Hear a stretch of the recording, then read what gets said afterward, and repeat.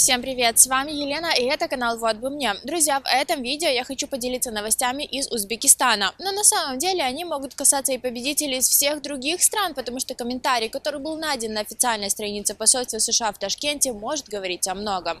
Хочу поблагодарить тех, кто поделился с нами этой информацией, и давайте разберемся, что же произошло.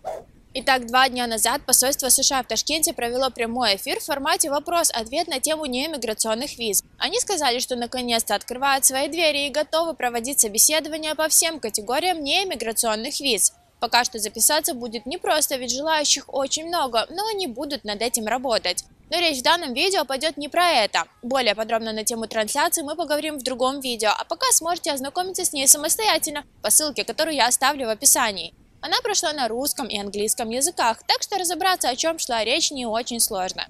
Посмотрите сами или дождитесь от нас видео на эту тему в ближайшее время.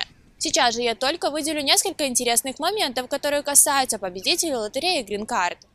Во-первых, отвечая на вопросы в комментариях, посольство США в Ташкенте пообещало провести трансляцию в таком же формате вопрос-ответ и на тему Green Card в ближайшем будущем. Так что мы будем следить за обновлениями и обязательно зададим им пару вопросов, как только предоставится возможность. Во-вторых, вы и сами можете подготовить вопросы и задать во время трансляции. Только, пожалуйста, сформируйте их правильно и кратко. Следите за уже заданными вопросами и ответами, не повторяя одни и те же вопросы по кругу, чтобы не спамить и получить ответы на как можно большее количество разных вопросов.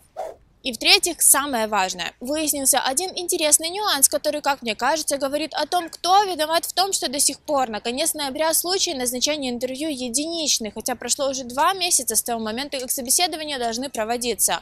Вот комментарий, в котором у посольства спрашивают, когда они начнут рассылать приглашения на собеседование. На что сотрудники посольства отвечают: мы готовы назначать собеседование, и направили соответствующий запрос в консульский центр в Кентукки, и теперь ждем от них получения кейсов для скорейшего назначения интервью. В постановлении от Госдепа от 19 ноября про отмену приоритизации говорилось о том, что посольства самостоятельно должны распределять ресурсы для обработки тех или иных категорий виз. Но, как мы видим из этого ответа, несмотря на готовность обрабатывать кейсы победителей лотереи, у которых время очень ограничено, они не могут начать, ведь консульский центр в Кентукки все еще не выслал кейсы. В этом комментарии не говорится, как давно они направили запрос, и вовсе не ясно, когда KCC соизволит перенаправить кейсы. Но точно ясно, Госдеп говорил, что собеседования не проводятся из-за ограниченных ресурсов и плохой ситуации с пандемией в посольствах разных стран. А на деле выясняется, что даже те посольства, которые готовы работать, все еще ждут отправки кейсов из консульского центра. А ведь мы знаем, как плохо работает тот самый консульский центр в Кентукки, который накопил бэклог в десятки тысяч писем еще по DV 2021. И, как видим, проблема отсутствия назначений на интервью для победителей DV 2022 может быть не в отсутствии ресурсов в посольствах, а снова-таки в нежелании выполнять свою работу в консульском центре, который, как мне кажется, тянет резину по требованию Госдепа, который активно борется за уничтожение возможности иммиграции по DV-визам уже не первый год. И несмотря на официальные отмены прокламаций и приоритизации вредящих победителям лотереи, действуют непрозрачно, затягивая все процессы, чтобы ситуация по DV 2022 повторила результаты прошлых годов.